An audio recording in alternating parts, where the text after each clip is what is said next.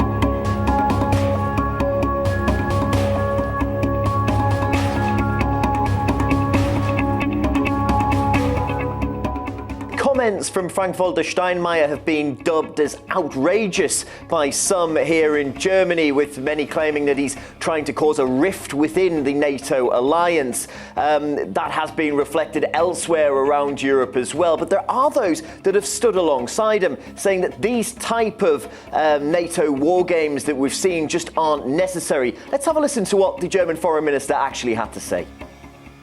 What we shouldn't do now is inflame the situation further through saber-rattling and warmongering. Whoever believes that a symbolic tank parade on the alliance's eastern border will bring security is mistaken. Well, we have seen an increase in the amount of NATO activity that's been going on in Eastern Europe. Most recently, Operation Anaconda saw NATO flex its muscles in Poland. Well, when we say NATO, ultimately we really do mean the United States military. They're the biggest contributors when it comes to personnel, and certainly by a long shot when it comes to financing. But it does seem these comments we're hearing coming from Germany and other nations in Europe, that some of the EU members of the alliance are becoming disenchanted with the direction Washington's pushing them in.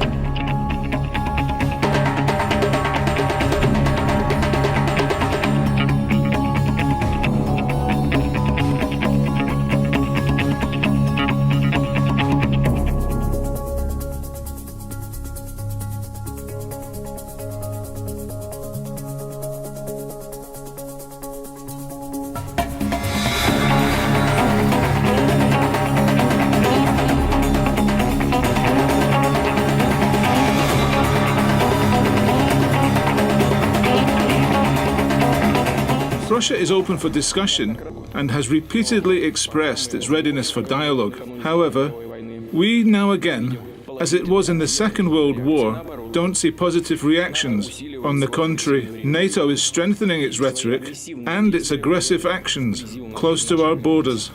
In this environment, we must pay special attention to strengthening our country's defense capabilities.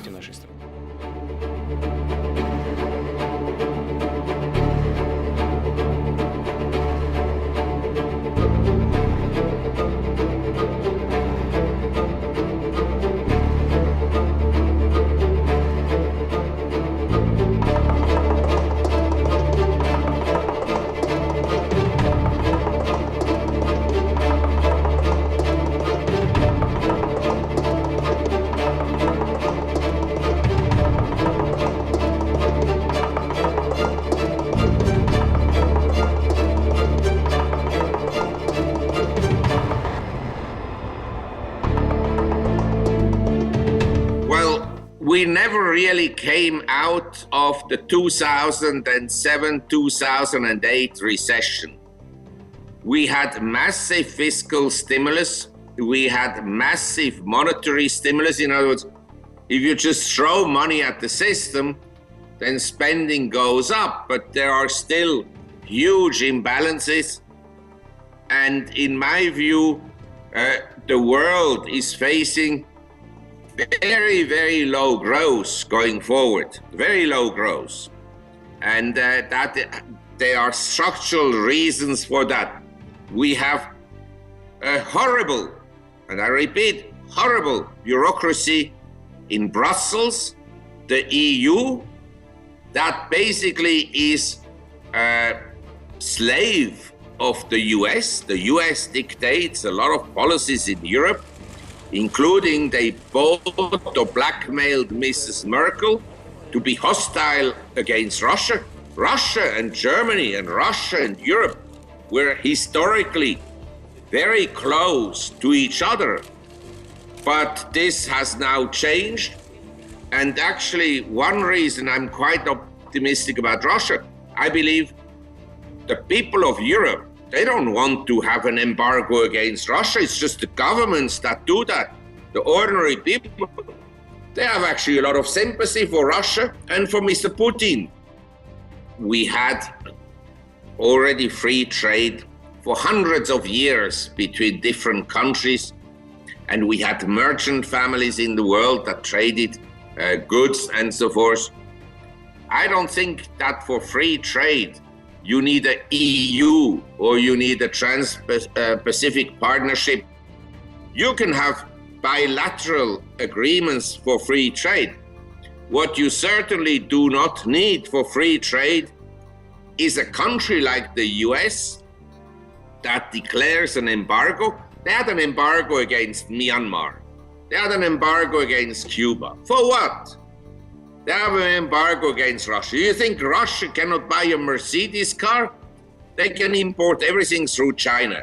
And the Americans, they think the embargo will hurt Russia. They're ridiculous. I have to laugh about these Panama Papers because it's obvious. It's another hidden attack against Russia, the Russian government, and other wealthy people around the world. Fact is simply, if I open a company in the British Virgin Islands, in Panama, anywhere in the world, I have to declare the beneficial ownership. But you don't have to declare the beneficial ownership in a Delaware company in the US. So it's a hypocritical act, once again, initiated by people in the US who want basically to put down foreign regimes. It's like if FIFA was an American organization, nothing would happen. But it happens that FIFA built up the biggest business in the world, which is soccer. And it happens that the World Cup will be played in Russia and not in the US. So obviously they target FIFA.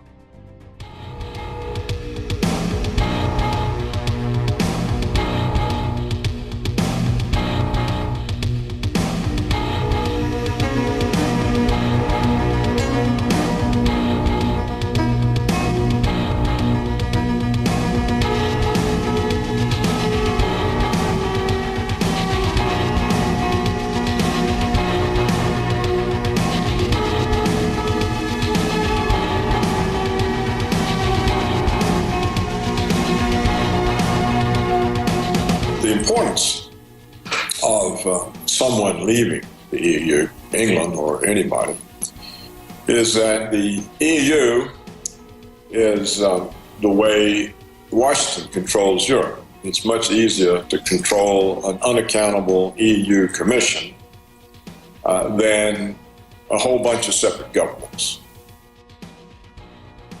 As the professor, I think it was from Georgetown University in 2000, discovered in the National Archive, released CIA documents proving that the EU was a CIA creation. This was reported in the year 2000 in England by Ambrose Evans Pritchard in the London Telegraph. And so the whole political reorganization, reinvention of Europe is an American operation. And it's very much in Washington's interest, both as a control mechanism, but also as the political unity of NATO. Because without NATO, Washington doesn't have the foreign bases to exercise hegemony, the hegemony over Russia that they're willing to risk World War III over. People don't appreciate, but right now, the tensions between Russia and the United States, due to Washington, are far higher than they ever were during the Cold War. So you see, that's why, the real importance of Brexit is that. It unravels NATO, and therefore it removes the ability of the United States to coerce the Europeans into a conflict with Russia. Well, it's just part of the neoconservatives asserting world hegemony.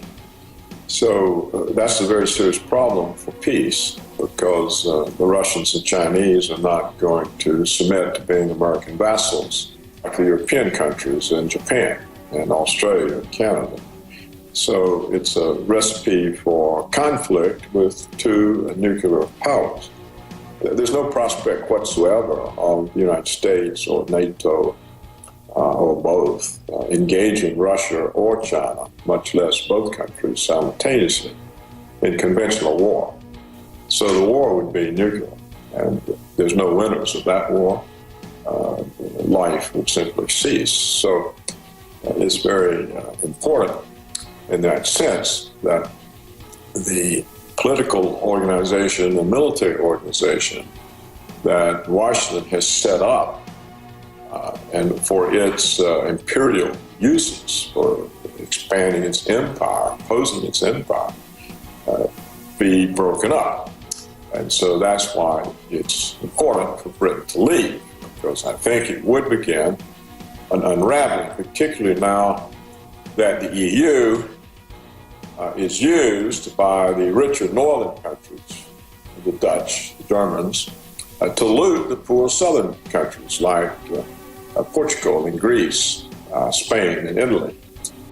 With the EU now turning on its own members, there's plenty of reason for the system to unravel. So if a major member were to vote to exit, such as Britain, that would probably be the death knell of the EU, and that would in turn lead to the unraveling of NATO. And therefore, this would remove the ability of Washington to cause conflicts.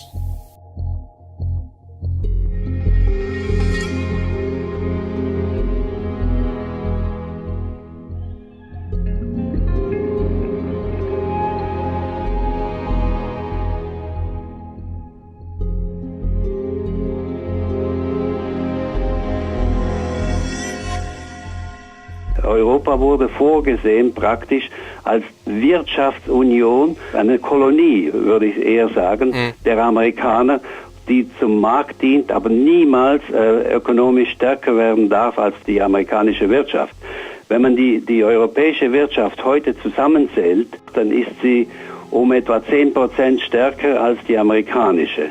Das heißt, vom Bruttosozialprodukt aus gesehen. Und das wollen natürlich die Amerikaner nicht. Deshalb muss immer wieder die Europa runtergedrückt werden. Deshalb wurde die Krise 2007, 2008, 2009 geschaffen, die bis heute Auswirkungen hat, um den Euro zu drücken, damit er nicht stärker wird als der Dollar und den Dollar nicht aus der Weltwährung, das heißt aus der Weltreservewährung verdrängen könnte.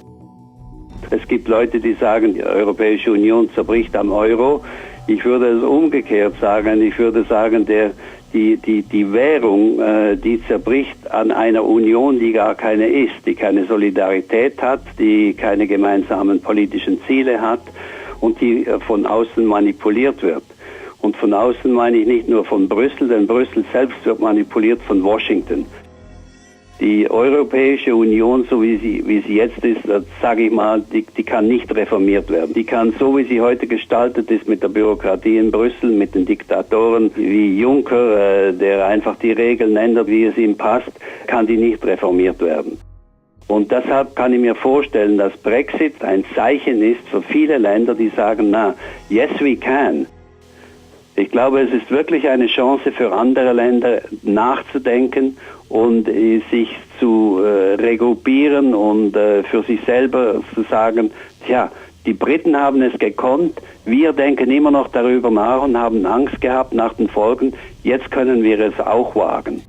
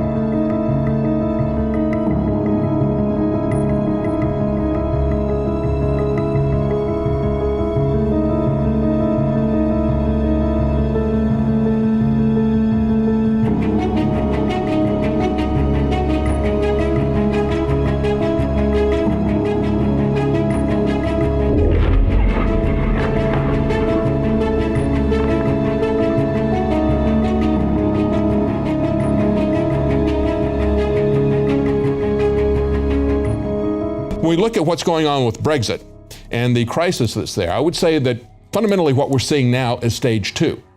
It looked like they could not win the election, so now the stage two is to break it.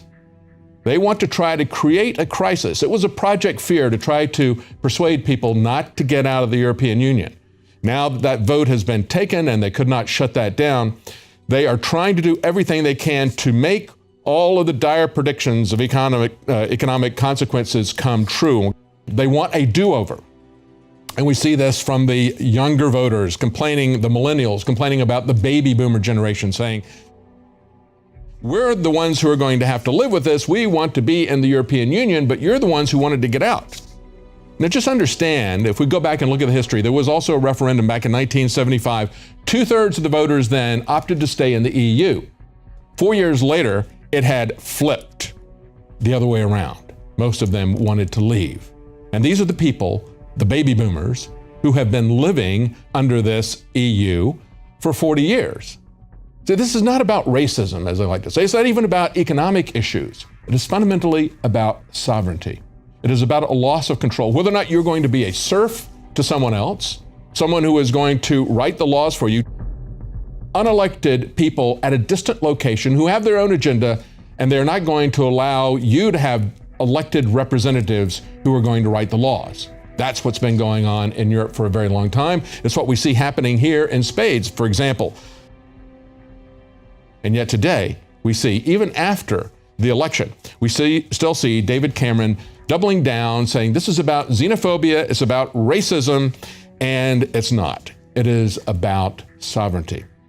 David Cameron, when they were having the debates, said, don't vote for Brexit based on the flyers coming out from UKIP. He said, they're telling you it's 350 million pounds a week going net to Brussels. No, it's not that much. It's a different number, whatever. It doesn't matter. It can be any number, and Brussels can change it at will. He said, they're telling you that Turkey is going to come in. Don't worry, that won't happen for until after I'm out of office. And then he says, and they're telling you there's a European army. But understand that what they're concerned about is not just Britain leaving, but a whole slew of nations leaving. 40% of Swedes, Poles, and Belgians are in the same vote. And we've also got Finland, Hungary, Portugal, Slovakia, France, Holland, Italy, Austria. Many of those say they would like to have a vote as well. What are they doing to fight this? Well, it's out of the election stage right now. So what they are doing is they're basically holding a gun to people's heads with the stock markets, manipulating these markets. We've seen HSBC get caught 2 times at least, okay, convicted twice of money laundering for drug cartels and for terrorists getting away with it. We've seen all these big banks now who are creating crisis around Brexit. These are the banks that manipulated the LIBOR exchange, the London Interbank Rate Exchange that is the basis of all variable rate mortgages. We've seen them manipulate currencies. We've seen them manipulate commodities, stock exchanges. Every kind of market has been manipulated by these bankers. And now what they're saying is, this is HSBC coming out saying, well, we're going to take 70,000 jobs out of London. We're already planning to move 1,000 workers from London to Paris, and it's going to start next week. They haven't even started the process of leaving, but immediately they're pulling this out because they want to make it as financially painful as possible, trying to get people to reverse themselves. They saw this happen in 1975. They saw people change their mind. They've already got people saying, well, we got to have a do-over. They're going to try to make it as difficult as possible. They are selling off the pound. We're seeing S&P downgrading the entire country, downgrading all the UK. How long did it take them to downgrade these bankers and these people who were playing games with mortgages in the financial crisis? There's absolutely no basis for these mortgages, for Lehman Brothers, for these other companies. They're expecting Standard & Poor's and Fitch and all these other rating agencies to downgrade them, and they don't do it. And these guys are making bets based on the bankruptcy of this mortgage market. And yet Standard & Poor's refuses to downgrade, and these guys went bankrupt. And yet in one day, you see Standard & Poor's downgrade the entire nation of Great Britain. This is the way they're trying to punish people. And it's not just that. They're talking about how English will not be the official European Union language, will not be one of the languages. Of course, they have 24 official languages. It is a veritable Tower of Babel. They self-consciously reference, and we've talked about the artwork at Brussels and the European Union, how they reference the Tower of Babel for a world government as well. But they're going to remove English. Well, you know, the true nature of English is it is the lingua franca of the 21st century, and it has that status as a de facto status. They're trying to create a European superstate. They're going to do it out of fear. Project Fear is not over with the election. Project Fear is alive and well. They're trying to go from Brexit to break it, and we can see where they are putting their power here. We see foreign ministers of France and Germany have revealed a blueprint to effectively do away with individual member states. It has always been about political union. It has not been about even the economics. They begin with a common trade group, and then they use that to push people into a political sovereignty that is distant from them. And they're saying that they're putting this out as an ultimatum. Under the radical proposals, EU countries will lose the right to have their own army, their own criminal law, their own taxation system, their central bank, with all those powers being transferred to Brussels. And again, remember, it was David Cameron who said none of that exists. Oh, but it does. And we have pointed that out multiple times. It was well known to the people who voted, who were baby boomers. They knew where this was coming from. They knew the plan of this. And now we see this being surfacing in the Polish media. They are releasing the details of this. They say the only way to make Europe more than the sum of a member state diplomacies is to make it into a real state. Yes, it is about world government. It is about creating a European superstate. It is about creating a North American superstate and consolidating these different groups into a world government. Now you can see it. Now they brag about it, just as they brag about turning our Constitution into a dictatorship, a living document.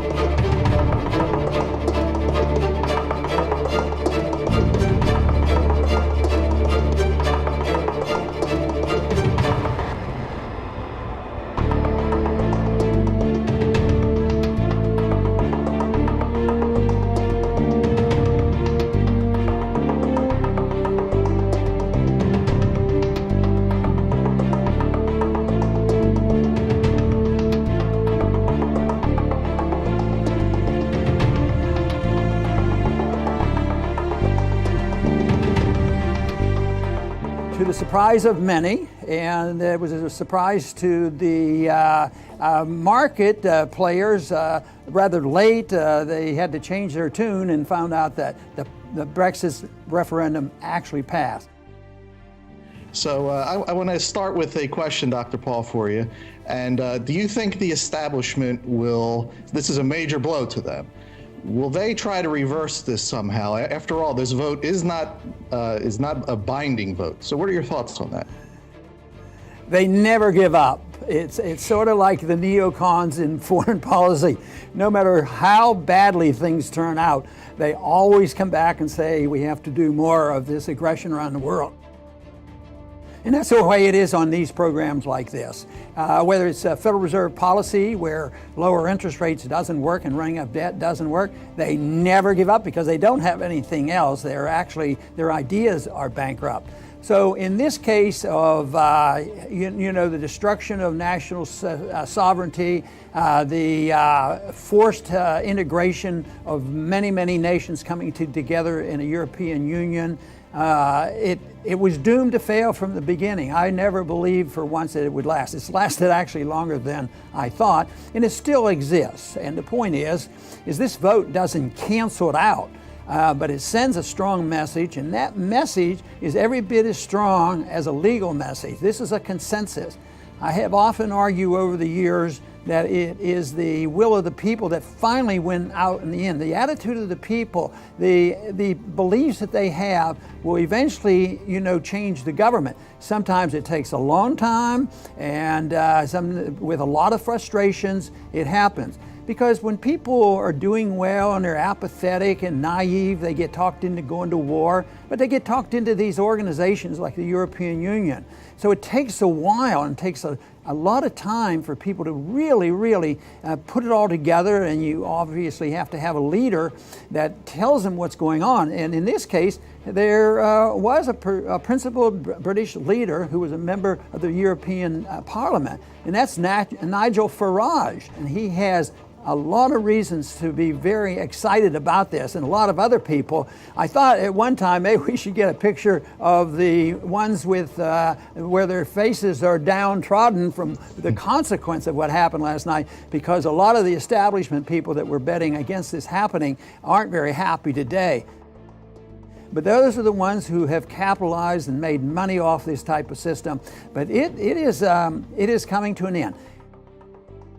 The referendum, it doesn't have legal effect. It's a statement, and it's going to take at least, the minimum is 2 years for this to come about and the British actually leave. There will be a lot of votes in the Parliament, but the sentiment and the attitude of the people very strong, because Cameron had to resign from office today, the Prime Minister resigning. So that tells you that public opinion is very important. And there's a long way to go, but it is said, because that system was not workable. It was done by force.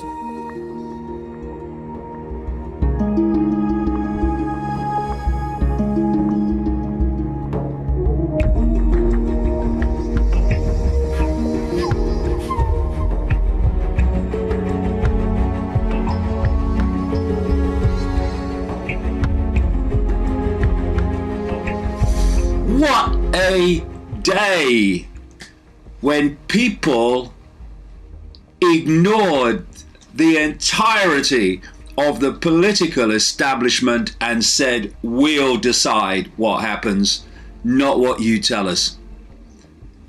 What a day.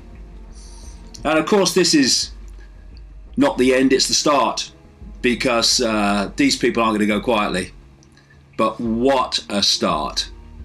And we have had a situation where, against all the odds, the majority of the people who voted in this EU referendum have said bye-bye.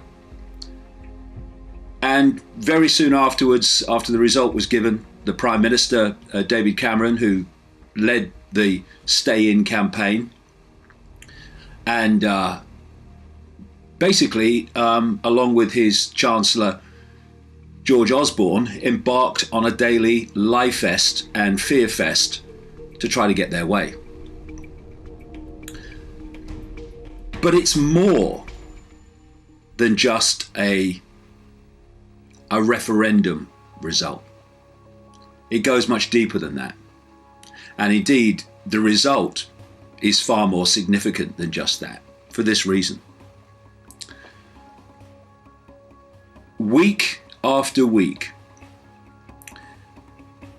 we have had, like I say, the entire political establishment, whether it's the so-called right-wing Conservative Party or the so-called left-wing Labour Party.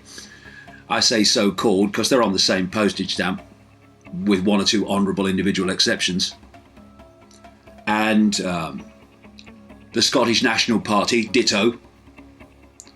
And others like the Liberal Democrats and the smaller parties like the Greens. We've had the trade unions in league with the corporations that the trade unions are supposed to be protecting people from. We've had Barack Obama, US President. We've had the Governor of the Bank of England. We've had the International Monetary Fund. Other world leaders. Endless people representing the establishment and the political moneyed classes, telling what they consider, most of them, to be the serfs, that if they don't do what this elite wants, then there'll be dire consequences. There'll be dire consequences for taking your freedom back from dark-suited, faceless bureaucrats in Brussels. And in the face of all of that, the British, the European, the global establishment, all as one, telling the British people how they should come into line and stay in the prison cell. A majority of the people that voted said, "Up yours, darling. We are deciding on our destiny, not you." And what we've seen is this shift from people listening to their masters and alleged betters, the political class of their particular party, telling them what's right and wrong and what they should do and what they shouldn't do. This whole idea of we'll listen to this politician, then we'll listen to that politician and we'll decide what we'll do. We've had this shift to, I don't care what you say. I don't care what you say. I don't care what you do. I've come to my own conclusion, thank you, and I'm going with it. And if we would do that on a larger, more expanded scale, across the great spectrum of subjects in society, then we would take all of our freedom back from these self-appointed leaders in their arrogance and their corruption. So it is just an extraordinary happening. All the lies, all the intimidation, all the threats, all of that thrown at us. And still, the majority say, we've had enough, we're out of here. But like I say, this is just the start. Because I cannot emphasize the potential that this has for throwing a spanner of enormous magnitude into the works of this EU tyranny, which is just a mask on the face of a global tyranny.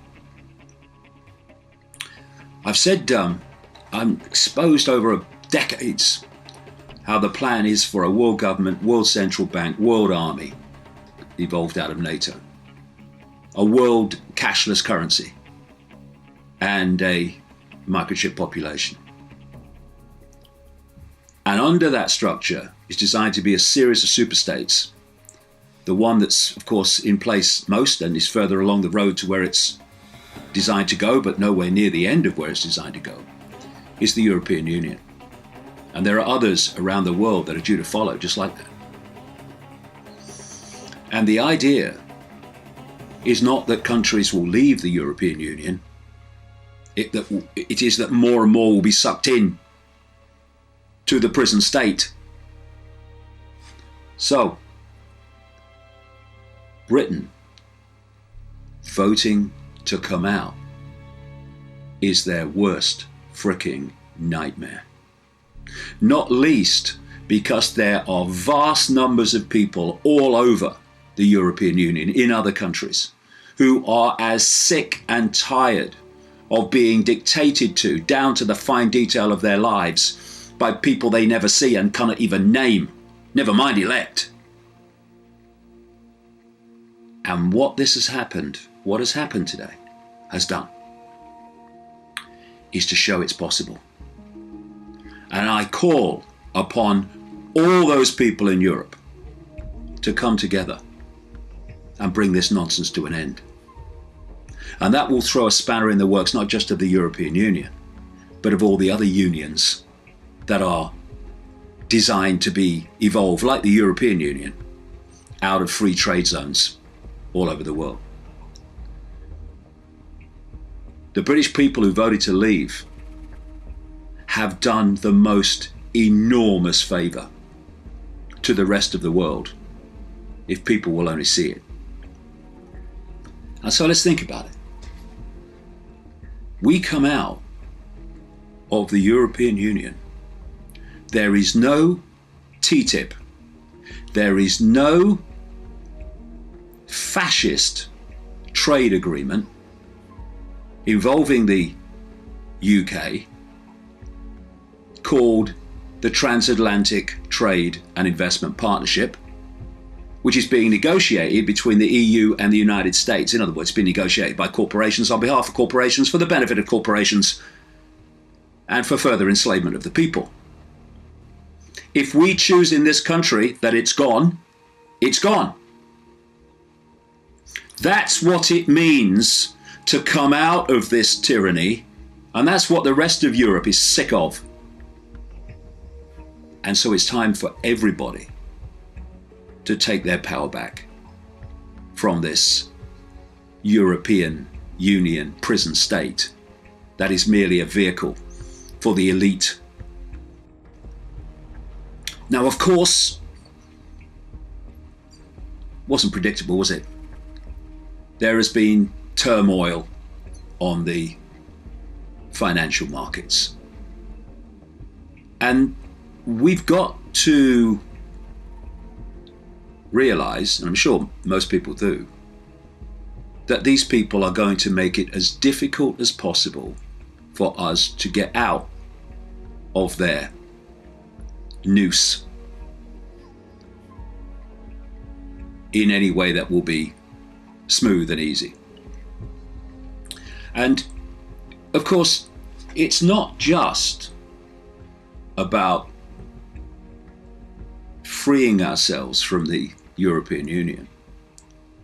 It's also freeing ourselves from the manipulation of the banking system, which is controlled by the same hidden hand that controls the European Union.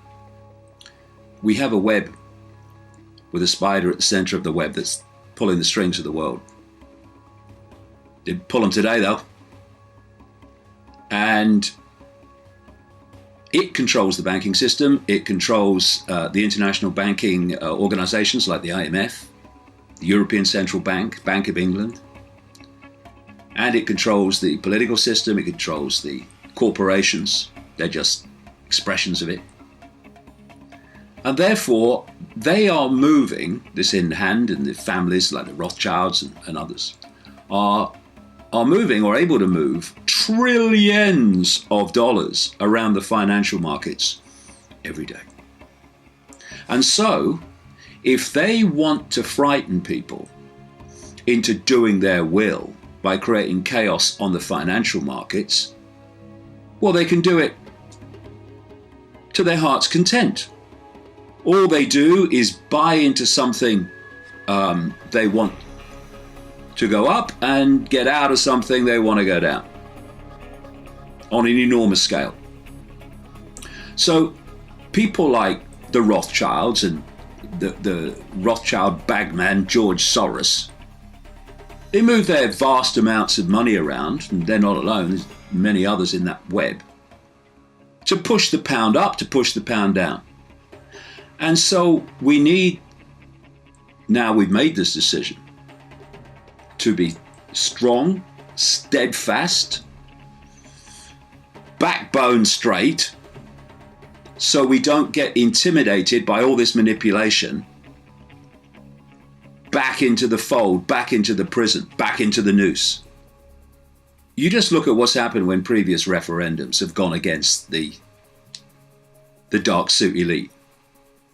What they've done is they've waited a bit, done manipulation in the meantime, got people frightened, oh, I'm not sure it was a good idea to vote what we did. And then they've had another referendum, and they get the result they want. And no, once they've got the result they want, there's never another referendum. So Cameron, the Prime Minister, has said that he's going to step down and someone else is going to take over to do the negotiations to get out. That's when you have to be hawk-like watching these people. They don't spin it like I've just said. Oh, we've got more from them now, we should stay in. And then there's Nicola Sturgeon, the leader of the Scottish National Party. And this is a lady who is either so misguided it's breathtaking, or knows what she's doing, who campaign for an independent Scotland within the EU. If ever there's a contradiction in terms ever spoken, that is it. There are no independent nations within the EU. That's why the British people have just voted to get out of it. And you have big nations in Europe completely under the thumb of the EU bureaucrats, dictating in enormous detail what can happen and can't happen, what people can do and can't do. It is another indication that more and more people are awakening to the world as it is, as opposed to the one we're told to believe in.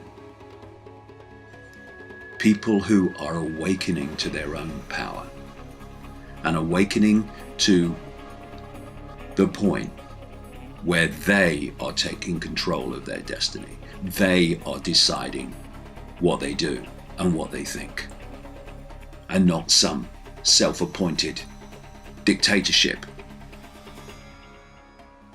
And what I've seen, particularly exponentially, year on year on year on year, in terms of people around the world starting to look at the world in a different way, look at themselves in a different way, and ceasing to be told what to do externally. The difference that I've seen in terms of numbers is growing and growing and growing and growing. And this referendum result is an expression of that. Because there would have been a time, and it wouldn't have been that long ago, when this tidal wave of fear, intimidation, blackmail, emotional manipulation and threats would have got the elite what they want. But it hasn't worked this time. And that is something that is highly, highly significant. And we must push it on from here. Not just not letting them tell us how we should vote in a referendum, whether we should be in the EU or not, but that we shouldn't allow them to tell us the nature of reality, what we can and cannot do, what's possible and impossible. That we should be cogs in their machine rather than individual spontaneous expressions of uniqueness, which we all are. It's just amazing to me. And what a gift those that voted to leave in this referendum have given to the rest of Europe. A gift that says, see, if we can do it, you can do it. Let's make sure there is no going back. And out means out. End of story.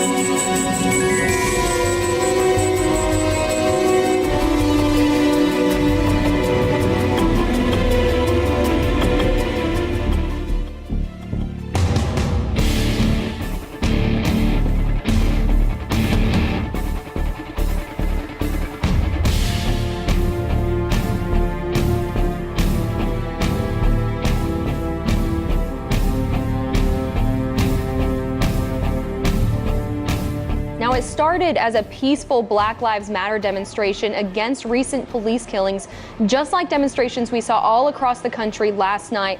But as you can see, this turned deadly and chaotic, demonstrators fleeing from the streets while the police officers trying to protect them came under fire, several of them losing their lives. The standoff between the shooter and police lasted several hours. In that time, 12 officers and 2 civilians were shot. According to the Dallas police chief, during the standoff, the shooter said he wanted to kill white people, especially white officers. The sniper has been identified as 25-year-old Micah Xavier Johnson. He's an Army Reserve veteran who served an active duty tour in Afghanistan. He told police he was upset about recent police shootings of black suspects. Now, police ended the standoff by detonating a bomb robot, killing Johnson.